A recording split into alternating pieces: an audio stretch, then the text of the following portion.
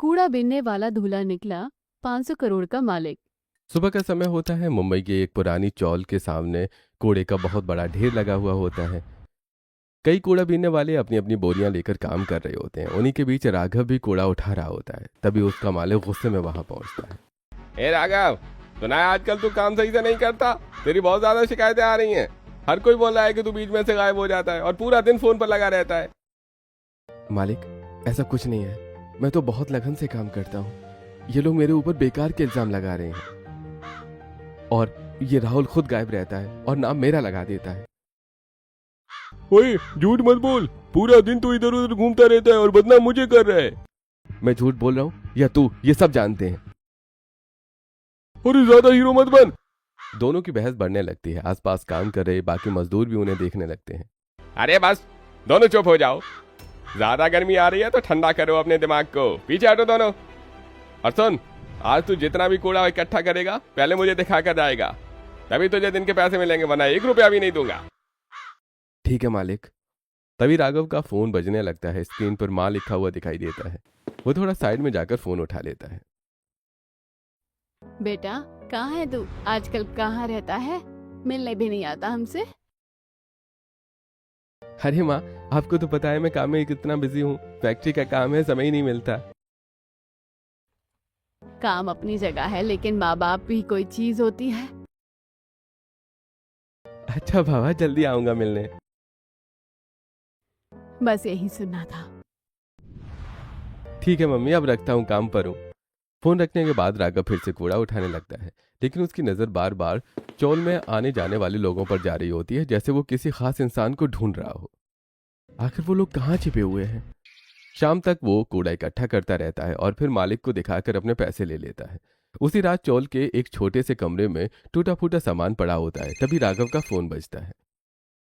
Sir, आपने जो जानकारी मांगी थी वो अभी तक नहीं मिली है। मुझे किसी भी हाल में वो जानकारी चाहिए। हम कोशिश कर रहे हैं सर। कोशिश नहीं, रिजल्ट चाहिए, नहीं तो मैं उसकी जान निकाल दूंगा। फोन कट जाता है। राघव की आंखों में गुस्सा साफ दिखाई दे रहा होता है। आखिर एक मामूली कूड़ा बीनने वाला किसकी जान लेने की बात कर रहा था? कौन सी जानकारी थी जिसके लिए वो महीनों से इस चौल में रह रहा था? अगले दिन राघव फिर कूड़ा बीनने के काम पर पहुंच जाता है।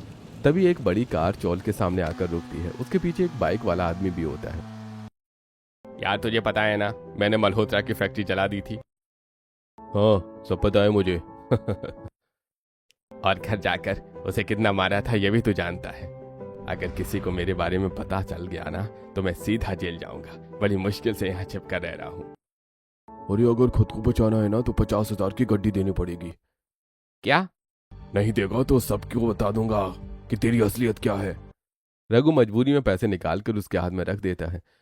वहां खड़ा राघव कूड़ा उठाने का नाटक कर रहा होता है, लेकिन उसकी नजर उन दोनों पर ही होती है। अच्छा, तो एक बंदा यहां मिल गया। अगर ये यहां है तो बाकी के लोग भी यहीं कहीं होंगे। अगले दिन सुबह रघु अपनी कार में बैठने वाला होता है, तभी एक खूबसूरत लड़की नीचे दौड़ते हुए आती है। भैया, आपका पर्स। अरे हाँ, मैं तो भूल ही गया था। दूर खड़ा राघव पहली बार नेहा को देखता है और कुछ पल के लिए उसे देखता ही रह जाता है। कितनी खूबसूरत लड़की है। कुछ दिनों बाद राघव एक खाली पानी की बोतल लेकर नेहा के घर पहुंच जाता है। मैडम, थोड़ा पानी भर देंगी? ठीक है, देती हूँ। अब ये रोज का काम बन जाता है। हर दिन राघव बोतल लेकर पहुंच जाता है। तुम पागल हो क्या? रोज रोज मेरे घर पर क्यों आ जाते हो पानी की बोतल लेकर? हाँ, पूरे चौल में सिर्फ हमारा ही घर दिखता है तुम्हें। क्या करूं मैडम, यहाँ का पानी सबसे मीठा है। मजाक मत करो। पानी नहीं, यहाँ रहने वाली लड़की सबसे अच्छी है और आपके मुंह से ऐसी बातें अच्छी नहीं लगती। नेहा थोड़ा शर्मा जाती है और नजरें नीचे कर देती है। एक दिन राघव पानी की बोतल के साथ एक छोटा सा डिब्बा लेकर आता है। ये क्या है? अरे खोल कर देख लो। नेहा डिब्बा खोलती है। अंदर सुंदर से झुमके रखे होते हैं। लाइन मार रहे हो क्या मुझ पर? अरे जो आप समझो वही। बड़े चालाक हो तुम। चालाक नहीं मैडम, दिल का मरीज हूँ। नेहा मुस्कुरा देती है। धीरे धीरे दोनों की बातें बढ़ने लगती हैं। नेहा को भी अब राघव का इंतजार रहने लगता है और राघव का हर दिन सिर्फ नेहा को देखने में गुजरने लगा होता है। यहीं से उनके प्यार की कहानी शुरू हो जाती है। शाम को चौल के पीछे बहने वाली छोटी सी नदी के किनारे राघव और नेहा बैठे होते हैं। ठंडी हवा चल रही थी। नदी का पानी धीरे धीरे बह रहा होता है। दोनों एक दूसरे का हाथ पकड़कर चुपचाप बैठे होते हैं। ये लड़की दिल की बहुत साफ है। शायद मैं इसके साथ कुछ गलत कर रहा हूँ। अगर इसे कभी सब कुछ पता चल गया तो इसे बहुत चोट पहुंचेगी। मुझे बिल्कुल समझ नहीं आ रहा है मैं क्या करूं। क्या सोच रहे हो? अरे कुछ नहीं, बस ऐसे ही। झूठ बोल रहे हो। जब भी तुम परेशान होते हो ना, ऐसे ही खो जाते हो। हाँ तो तुम तो मुझे बहुत अच्छे से जानने लगी हो। क्योंकि मैं तुमसे प्यार करती हूँ। नेहा अब राघव के प्यार में पूरी तरह पागल हो चुकी होती है। उसकी दुनिया अब सिर्फ राघव के आसपास घूमती है। कुछ दिनों बाद दोनों एक पार्क में मिलते। अच्छा बताओ, तुम मुझसे शादी नहीं करना चाहते क्या? शादी तो मैं करना चाहता हूँ, लेकिन क्या तुम्हारे भैया हमारे रिश्ते के लिए मानेंगे? भैया को मनाना मेरे हाथ में है। इतना भरोसा है खुद पर? बिल्कुल है। अगले दिन रघु अपने घर के अंदर सोफे पर बैठा होता है। नेहा उसके लिए पानी लेकर आती है और सामने बैठ जाती है। क्या बात है, आज बड़ी शरीफ बन रही है। भैया, मुझे आपसे एक बात करनी है। बोलना। मुझे एक लड़का पसंद है। अच्छा फिर? मैं उससे शादी करना चाहती हूँ। ठीक है, मिलवा देना उससे। मैं देख लूंगा कैसा लड़का है। सच भैया? हाँ, पहले लड़के को तो देखूं। अगले दिन राघव रघु के घर पहुंचता है। जैसे ही रघु दरवाजा खोलता है उसकी आंखें फैल जाती हैं। अरे, ये तो वही कोड़ा बीनने वाला है। हाँ भैया, यही राघव है। और तू इससे शादी करना चाहती है? हाँ भैया। बिल्कुल नहीं, तेरी शादी इससे नहीं हो सकती। भैया, शादी होगी तो इसी से होगी। बोला नहीं हो सकती। थप्पड़ लगते ही नेहा रोते हुए रसोई की तरफ भागती है और वहां से एक चाकू उठा लाती है। अगर मेरी शादी राघव से नहीं हुई तो मैं अभी अपनी जान दे दूंगी। अरे पागल हो गई है क्या? मैं सच कह रही हूँ। गुड़िया, ऐसा मत कर। तुझे पता है ना तू मेरी जिंदगी में कितनी जरूरी है। तो फिर मेरी शादी राघव से करवा दो। ठीक है, कर लेना शादी। रघु उसके हाथ से चाकू ले लेता है। भैया, मुझे माफ कर देना। मैं राघव से बहुत प्यार करती हूँ। बस खुश रहना। उसी रात राघव अपने छोटे से कमरे में बैठा होता है। तभी उसके फोन पर कॉल आती है। बेटा, कहाँ है तू? मोहन जी व्हील चेयर पर बैठे हुए होते हैं। पापा, मैं अपना काम करने बाहर आया हूँ। जो प्लान मैंने आपको बताया था सब उसी के हिसाब से चल रहा है। बेटा, किसी का दिल मत दुखाना। ऐसा काम करना कि किसी को कुछ पता भी ना चले। आप चिंता मत करो, जैसा सोचा था सब वैसा ही हो रहा है। अगले दिन एक छोटे से मंदिर में राघव और नेहा की शादी हो जाती है। कुछ गिने चुने लोग वहां मौजूद होते हैं। अवश्य आप दोनों पति पत्नी हैं। नेहा खुशी से रोने लगती है। सुनो, अगर मेरी बहन पर आंच भी आई ना तो मुझसे बुरा कोई नहीं होगा। अरे भैया, आप चिंता मत करो, मैं इसका खुद से ज्यादा ध्यान रखूंगा। शादी के बाद दोनों दूसरी चोल में रहने लगते हैं। छोटा सा कमरा होता है लेकिन वहां प्यार की कोई कमी नहीं होती। राघव हर छोटी बड़ी चीज का ध्यान रखता है। कभी नेहा को बाहर घुमाने ले जाता है, कभी उसके लिए पसंदीदा खाना लेकर आता है। मुझे तो लगता है मैं दुनिया की सबसे खुश लड़की हूँ। और मुझे दुनिया की सबसे अच्छी पत्नी मिली है। लेकिन राघव की कुछ आदतें बड़ी अजीब होती हैं। कई बार रात को नेहा के सो जाने के बाद वो बाहर आकर बैठ जाता है। उसके हाथ में कुछ कागज होते हैं जिन्हें वो बहुत ध्यान से पढ़ता रहता है। उसे देखकर कोई भी कह सकता था कि साधारण कूड़ा बीनने वाला नहीं है। एक रात, राघव, अरे तुम जाग गई? कूड़ा बिनने के अलावा भी कुछ काम करते हो क्या? ये पढ़ाई क्या करते रहते हो? क्या कूड़ा बीनने वाले का कोई सपना नहीं होता? मेरा पढ़ने का बहुत मन करता है, इसलिए हर वक्त पढ़ता रहता हूँ जब टाइम मिलता है। मुझे तो तुम बड़े खुफिया लगते हो। समझ ही नहीं आता कि क्या करते रहते हो। तुम्हें इतना दिमाग लगाने की जरूरत नहीं है। मैं ऐसा कुछ नहीं कर रहा हूँ जिससे हमारे रिश्ते पर कोई असर पड़े। नेहा मुस्कुरा देती है और उसके कंधे पर सिर रख देती है। भगवान, अगर मैं कुछ गलत कर रहा हूँ तो मुझे अभी रोक दो। ये लड़की मुझे बहुत ज़्यादा प्यार करने लगी है, और सच कहूँ तो मैं भी इसे बहुत पसंद करने लगा हूँ। अगले दिन दोपहर में राघव के फोन पर कॉल आती है। स्क्रीन पर नाम चमकता है मुकुल भैया। हेलो भैया। अरे यार, तू तो फोन ही नहीं करता। हाँ मम्मी कह रही थी कि तुझे घर आए हुए कई दिन हो गए हैं। अरे यार काम से बाहर हूँ। पापा ने तो तुम्हें काम के बारे में बता दिया होगा ना। यार लेकिन अपना ध्यान रखना, ये लोग कहीं कुछ कर ना दे तेरे साथ। कम से कम 2 बॉडीगार्ड तो रख ले। अरे यार, बॉडीगार्ड की क्या जरूरत है, मैं अकेला ही इन पर भारी हूँ। तुझे पता नहीं मैं बचपन में कितना लड़ाई करता था। हाँ मेरे भीम, मुझे पता है तू कितनी लड़ाई करता था। दोनों हंसने लगते हैं। राघव के घर में कमला देवी, मोहन जी, मुकुल सबको पता होता है कि राघव किस मिशन के लिए घर से निकला है। लेकिन एक इंसान ऐसा होता है जिसे कुछ भी नहीं पता होता, शिल्पा। दूसरी तरफ राघव और नेहा अपनी नई जिंदगी में खुश दिखाई देते हैं, लेकिन राघव की एक आदत नेहा को हमेशा अजीब लगती है। वो हर दूसरे दिन उसके भाई के बारे में पूछता रहता है। अच्छा सुनो, तुम्हारा भाई सिर्फ दुकान पर बैठता है या कुछ और भी करता है? दुकान पर बैठते हैं और उसके बाद प्रॉपर्टी डीलिंग का काम करते हैं। अच्छा, और क्या करते हैं? क्या है यार, तुम हर वक्त मेरे भाई के बारे में क्यों पूछते रहते हो? कभी हमारे रिश्ते के बारे में भी सोच लिया करो। तुम्हें मुझसे ज्यादा तो मेरे भाई में दिलचस्पी है।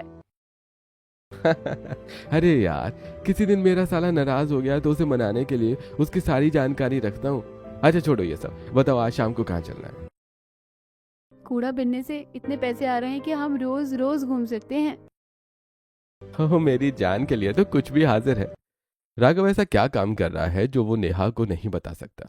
जानने के लिए कहानी में आगे बने रहिए। शाम को दोनों एक छोटी सी चाय की टपरी पर बैठे होते। सामने सड़क पर लोगों की भीड़ होती है। दोनों चाय और रस खा रहे होते हैं। तुम बहुत अच्छे हो, मुझे तुम्हारे साथ बहुत खुशी मिलती है। मुझे भी। ये सुनकर राघव के चेहरे पर मुस्कान तो होती है, लेकिन उसके दिल में दुख बढ़ता जा रहा था। उसी रात राघव चुपके से दूसरी चौल में पहुंचता है। वो एक छोटे से कमरे के अंदर जाता है जहां एक लड़का डरा हुआ बैठा होता है। इस लड़के के साथ और कौन रहता है? सर, मुझे नहीं पता। अगले ही पल राघव जोरदार थप्पड़ मार देता है। मुझे पूरी जानकारी चाहिए, इसके साथ कौन कौन रहता है? सर, इसकी एक बहन है और इसके साथ 3 लड़के भी रहते हैं। इसकी बहन के बारे में तो मुझे पता है, बाकी तीनों का पता निकाल कर बताओ। जी सर।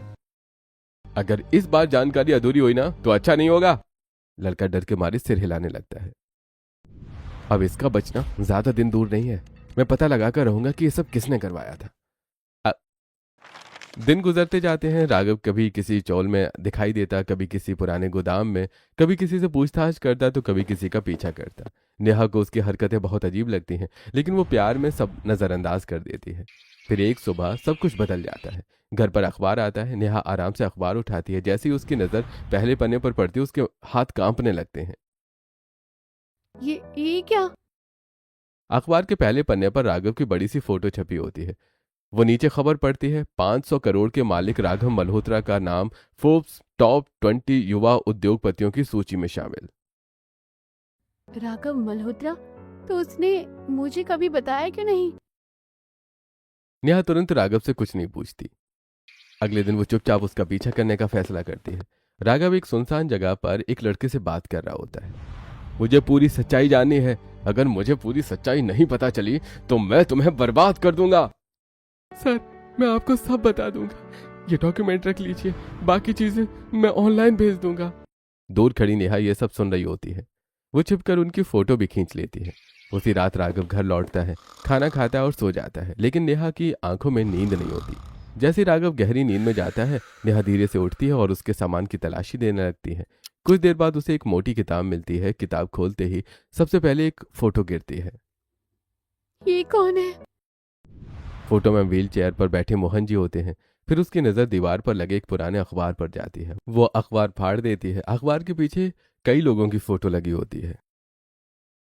ये सब कौन है? तभी उसकी नजर सबसे ऊपर लगी फोटो पर जाती है। भैया? सबसे ऊपर रघु की फोटो लगी होती है। ये मेरे भैया हैं। बाकी लोग कौन हैं? आखिर ये सब क्या चल रहा है?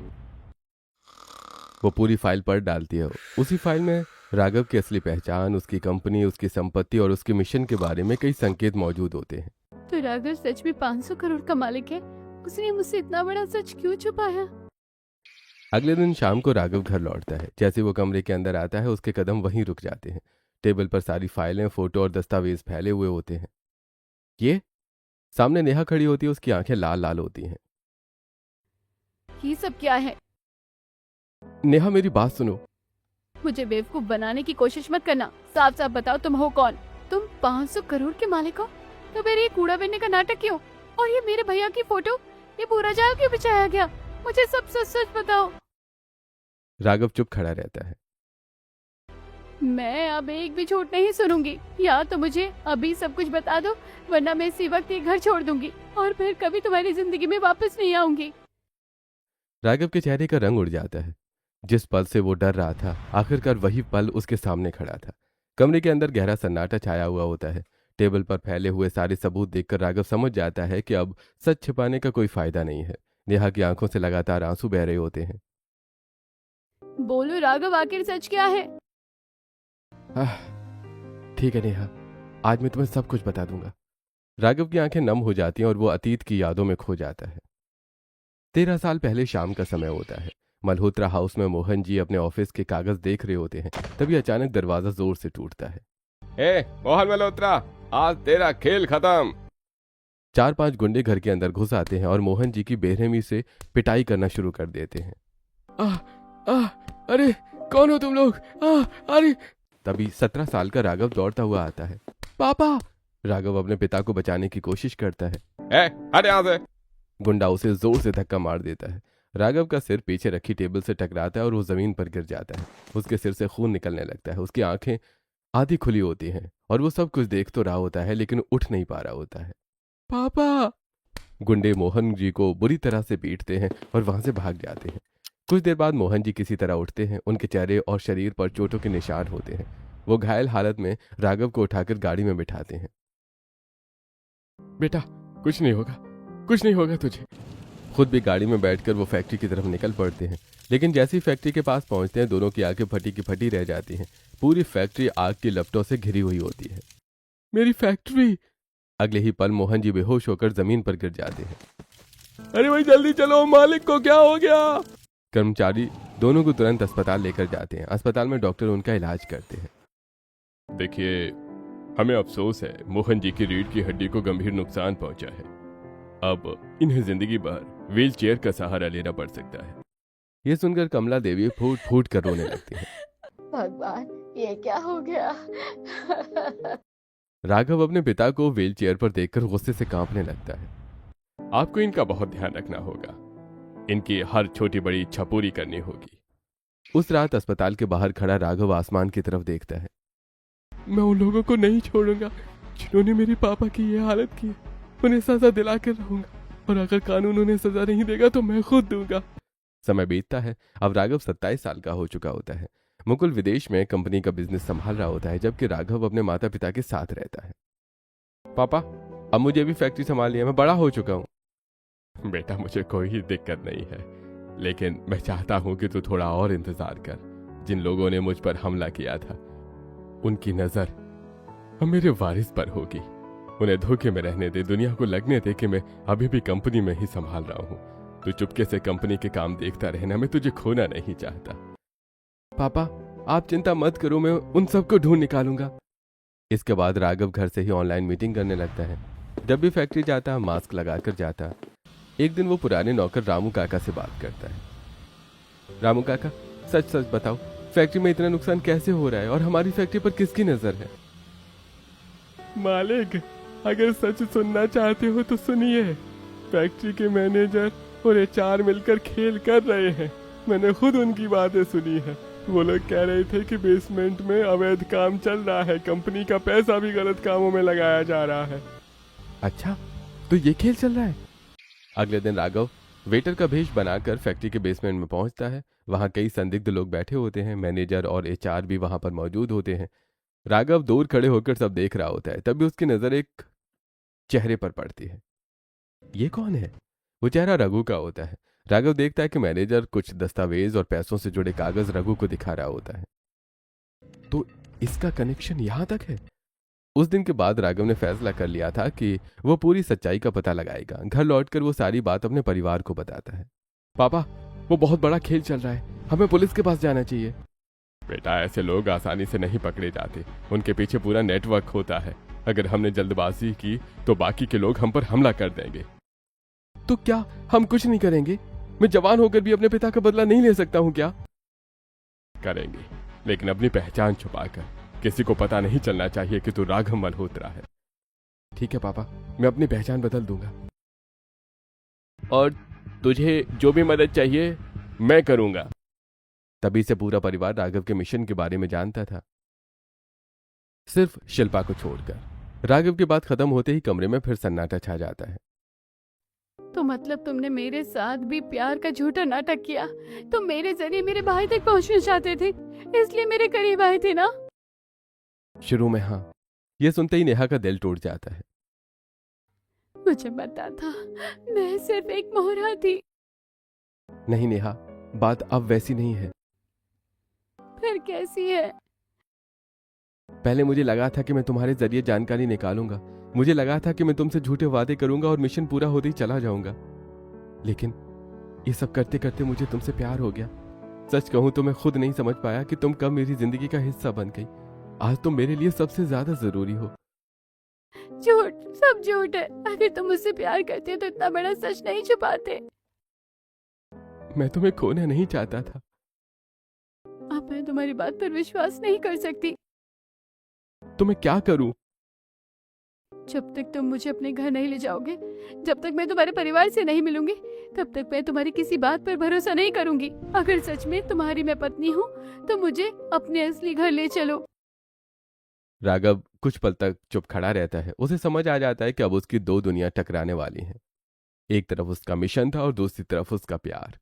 अगले दिन सुबह राघव अपनी लग्जरी कार लेकर नेहा को शहर के सबसे पॉश इलाके में लेकर जाता है। रास्ते भर नेहा खिड़की से बाहर देखती रहती है, लेकिन उसे समझ नहीं आ रहा होता है कि राघव उसे कहाँ ले जा रहा है। राघव, हम आखिर जा कहाँ रहे हैं? बस 5 मिनट और इंतजार कर लो। कुछ देर के बाद कार एक विशाल लोहे के गेट के सामने जाकर रुकती है। गेट अपने आप खुलने लगता है। अंदर दूर दूर तक फैला हुआ खूबसूरत बगीचा, फव्वारे और एक आलीशान हवेली दिखाई देती है। हे भगवान, इतनी बड़ी हवेली! मैंने अपने पूरे जीवन में इतना बड़ा घर कभी नहीं देखा। चलो अंदर चलते हैं। दोनों हवेली के अंदर पहुंचते हैं। ड्राइंग रूम में कमला देवी, मोहन जी, मुकुल और बाकी परिवार के लोग पहले से बैठे होते हैं। राघव हल्के से सबकी तरफ इशारा करता है। परिवार के सभी लोग समझ जाते हैं कि नेहा अब राघव की पत्नी है। आओ बेटा, घर में तुम्हारा स्वागत है। नमस्ते मम्मी जी। खुश रहो बेटा। तभी शिल्पा की नजर नेहा पर पड़ती है। अरे ये तो राघव की बहन है। ये यहाँ क्या कर रही है? सभी लोग नेहा से प्यार से बात कर रहे होते हैं। तभी शिल्पा व्यंग भरी मुस्कान के साथ बोलती है, भैया ये कैसी लड़की है? एकदम गंवार लग रही है। कहीं कूड़े में से उठाकर तो नहीं ले आए? ये सुनते ही राघव का चेहरा सख्त हो जाता है। भाभी, तमीज से बात कीजिए नेहा से। भले ही वो चौल में रहती थी, लेकिन आपको ऐसा बोलने का कोई हक नहीं है। शिल्पा, बस करो। अरे, घर में आई हुई बहू से कोई ऐसे बात नहीं करता। शिल्पा चुप तो हो जाती है, लेकिन उसके चेहरे पर नाराजगी साफ दिखाई दे रही थी। दूसरी तरफ नेहा पहली बार इतने बड़े घर में आकर बहुत खुश होती है। अगले दिन सुबह सुबह नेहा पूरे घर में ताक झांक कर सब कुछ देख रही होती है। यहाँ तो एक मंजिल ही हमारी पूरी चौल से बड़ी है। तभी राघव पीछे से आ जाता है। क्या देख रही हो? मैं तो अभी भी यकीन नहीं कर पा रही हूँ, क्या ये सब सच है? अरे तो चलो तुम्हें यकीन दिलाते हैं। इसके बाद राघव खुद उसे पूरी हवेली घुमाता है। Swimming pool, home theatre, library, gym, garden और कई बड़े बड़े कमरे देखकर नेहा की आंखें खुली की खुली रह जाती हैं। राघव, ये हवेली नहीं, पूरा महल है। अरे अब ये तुम्हारा भी घर है। अगले कुछ दिनों में राघव और नेहा साथ घूमने जाते हैं, डेट पर जाते हैं और एक दूसरे के साथ समय बिताते हैं। एक शाम, पता है, मेरा भाई हमेशा गलत लोगों के साथ रहता था। उसके पास पैसे भी थे, लेकिन उसने मुझे कभी अपने असली घर में नहीं रखा, हमेशा छोटी सी चौल में रखा। वो सब खत्म हो गया। आज से तुम्हारा असली घर यही है। सच? हाँ, हमेशा के लिए। धीरे धीरे नेहा पूरे परिवार का दिल जीत लेती है। वो कमला देवी का ख्याल रखती है, मोहन जी की दवाइयां समय पर देती है और घर के हर सदस्य की मदद करती है। लेकिन एक इंसान ऐसा होता है जिसे नेहा की मौजूदगी बिल्कुल पसंद नहीं आती, शिल्पा। एक दिन सभी लोग ड्राइंग रूम में बैठे हुए होते हैं। मम्मी जी, ये 2 कौड़ी की लड़की इस घर में कैसे आ सकती है? हमें इसका बैकग्राउंड तक नहीं पता, पता नहीं कहाँ से आई है, और आप लोगों ने इस पर आंख बंद करके भरोसा कर लिया। बेटा, मेरा बेटा किसी लड़की को चुनकर लाया है तो मुझे उस पर पूरा भरोसा है, और जिस लड़की ने इतने कम समय में सबका दिल जीत लिया तो वो बुरी नहीं हो सकती। अगर इसने मेरा राज खोल दिया तो ये लोग मुझे घर से निकाल देंगे। इसके बाद शिल्पा हर दिन किसी न किसी बहाने नेहा को परेशान करने लगती है। कभी ताने मारती है, कभी उसके कपड़ों का मजाक उड़ाती है, कभी उसके पुराने जीवन को लेकर बातें सुनाती है। एक दिन नेहा आखिरकार परेशान होकर उससे सवाल कर बैठती है। दीदी, आपको मुझसे इतनी चिढ़ क्यों होती है? जब घर के सभी लोगों ने मुझे अपना लिया है तो आपको क्या परेशानी है? क्योंकि तू गांव और चौल में रहने वाली गंदी नाली की कीड़ी है, और तू मुझे बिल्कुल पसंद नहीं है। ये सुनते ही नेहा का चेहरा गुस्से से लाल हो जाता है। दीदी, एक दिन आपको मुझे एक्सेप्ट करना ही होगा। हाँ, सपने मत देख, क्योंकि इस घर में या तो आपका सच रहेगा या फिर मैं, और बहुत जल्द आपको भी पता चल जाएगा कि मैं आखिर क्या कहना चाहती हूँ। नेहा की बात सुनकर पहली बार शिल्पा के चेहरे का रंग उड़ जाता है। उसे महसूस होने लगता है कि नेहा शायद उसके बारे में कुछ ऐसा जानती है जो पूरे घर की तस्वीर बदल सकता है। एक दिन दोपहर को नेहा मॉल से शॉपिंग करके घर लौट रही थी। कार हवेली की तरफ बढ़ रही होती है, तभी सड़क के किनारे उसकी नज़र शिल्पा पर पड़ती है। शिल्पा किसी आदमी से बात कर रही थी। उस आदमी ने काला कुर्ता पहन रखा होता है और सिर पर टोपी लगी होती है। उसका हुलिया किसी गुंडे जैसा लग रहा होता है। ये दीदी यहाँ किससे बात कर रही है? मुझ पर तो हमेशा इल्जाम लगाती रहती है, पता नहीं इनके कैसे ऐसे लोगों से संबंध है। भैया, गाड़ी रोकिए। जी मैडम। गाड़ी रुक जाती है। नेहा चुपचाप उतरती है और पास की एक दीवार के पीछे जाकर छिप जाती है। वो अपना फोन रिकॉर्डिंग मोड पर चालू कर देती है। भैया, वो जो रघु की बहन है ना नेहा, वो अब हमारे घर में मेरी देवरानी बनकर आ गई है। अगर उसे पता चल गया कि मैं और आप मिले हुए हैं तो हमारा भांडा फूट जाएगा, और अगर उसने कंपनी के फंड वाली ट्रांजैक्शन देख तो सब खत्म हो जाएगा। अरे, ऐसे कैसे पता चलेगा उसे? मुझे अपनी बहन पर पूरा भरोसा है, तू बस उसे अपने कब्जे में रख। यह सुनकर नेहा की आंखें फैल जाती हैं। अच्छा, तो ये खुद भी इस पूरे खेल में शामिल है, इसलिए मुझे देखकर डरती है। अब इसकी सारी हेकड़ी निकालूंगी। नेहा पूरी बातचीत की वीडियो रिकॉर्ड कर लेती है। वीडियो में शिल्पा की आवाज बिल्कुल साफ रिकॉर्ड हो जाती है। अगले दिन सभी लोग ड्राइंग रूम में बैठे होते हैं। तभी शिल्पा अचानक परेशान होने का नाटक शुरू कर देती है। मम्मी जी, मेरा सोने का हार नहीं मिल रहा। अरे बेटा, आराम से ढूंढो, यहीं कहीं रखा होगा। इतने सालों में घर से कोई चीज कहीं नहीं गई। नहीं मिल रहा मम्मी जी, ये हार जरूर नेहा ने लिया होगा। आखिर इतनी महंगी चीज इसने पहली कभी देखी नहीं होगी। सोचा होगा मौका अच्छा है, चोरी कर लेती हूँ। बस मुझ पर झूठा इल्जाम लगाने की कोई जरूरत नहीं है। खुद तो झूठी हो और अपना झूठ छुपाने के लिए दूसरों पर आरोप लगा रही हो। ये क्या बकवास है मम्मी जी? देख रही हैं आप इसकी जुबान? नहीं मम्मी जी, आज आप लोग कुछ और देखिए। नेहा अपने फोन की रिकॉर्डिंग चलाकर सबके सामने रख देती है। पूरे कमरे में शिल्पा और महेंद्र की बातचीत गूंजने लगती है। अगर इस कंपनी के फंड वाली ट्रांजैक्शन का पता चल गया तो सब खत्म हो जाएगा। अरे, तू बस उसे अपने कब्जे में रख। रिकॉर्डिंग खत्म होते ही पूरे कमरे में सन्नाटा छा जाता है। शिल्पा, ये सब क्या है? हे भगवान, मम्मी जी, मेरा भाई गुनहगार है, इसमें कोई शक नहीं, लेकिन शिल्पा दीदी और उनके भाई भी उतने ही गुनहगार हैं। ये दोनों भी पूरे खेल का हिस्सा थे और कंपनी के फंड भी बाहर भेजे जाते थे। इसी वजह से कंपनी को इतना नुकसान हुआ। सभी लोगों की आंखें फटी की फटी रह जाती हैं। शिल्पा, क्या ये सच बोल रही है? शिल्पा शर्म से सिर झुका लेती है। Mummy ji, I am sorry. इन सब के पीछे मेरा हाथ ही था, लेकिन पापा जी पर जो हमला हुआ उसमें मेरा हाथ नहीं था, और फैक्ट्री में आग लगने में भी मेरे भैया शामिल नहीं थे। वो सब नेहा के भाई ने करवाया था। लेकिन तुझे सब पता था ना, तू हमें बता सकती थी, लेकिन तूने हमारे भरोसे के साथ धोखा किया है। तभी मेन दरवाजा खुलता है। राघव अंदर आता है। उसके हाथ में एक मोटी फाइल होती है। अरे मम्मी, मुझे उस गुंडे के खिलाफ सारे सबूत मिल गए हैं। नेहा एकदम चौंक जाती है। अब हमारे पास सारे दस्तावेज हैं, बैंक रिकॉर्ड, ट्रांजैक्शन हिस्ट्री, गवाहों के बयान। अब हम उसे कानून के हवाले कर सकते हैं। लेकिन बेटा, वो तो नेहा का भाई है। सबकी नजर नेहा पर टिक जाती है। मम्मी जी मैं झूठ का साथ कभी नहीं दूंगी, चाहे वो मेरा खून का रिश्ता ही क्यों ना हो। अगर मेरे भाई ने गलत किया है तो उसे सजा मिलनी चाहिए। आप लोग जो सही समझे वो कीजिए। अगले दिन पुलिस चौल में पहुंच जाती है। कई पुलिसकर्मी रघु को गिरफ्तार करने आते हैं। रघु, तुम्हें वित्तीय अपराध, साजिश और अवैध गतिविधियों में शामिल होने के आरोप में गिरफ्तार किया जाता है। ये सब किसने किया? तभी उसकी नजर सामने खड़ी नेहा और राघव पर पड़ती है। नेहा, तूने अपने पति के लिए अपने भाई को पकड़वा दिया। भैया आपने मुझसे झूठ बोला और मैं गलत का साथ कभी नहीं दूंगी। तो अब मैं तुम्हारे लिए कोई मायने नहीं रखता। ऐसा मत कहिए, आप मेरे भाई थे और रहेंगे, लेकिन जो गलत है वो गलत है।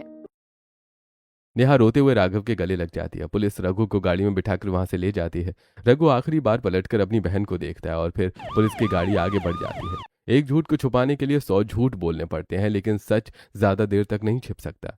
हर इंसान को गलत के खिलाफ आवाज उठानी चाहिए, चाहे सामने वाला उसका अपना ही क्यों ना हो। न्याय और सच्चाई का साथ देना ही सबसे बड़ा साहस होता है। आपको क्या लगता है, क्या जो नेहा ने किया वो सही था या फिर गलत? उसने अपने सगे भाई को जेल पहुंचा दिया सिर्फ एक गलती की वजह से। कमेंट में जरूर बताइएगा।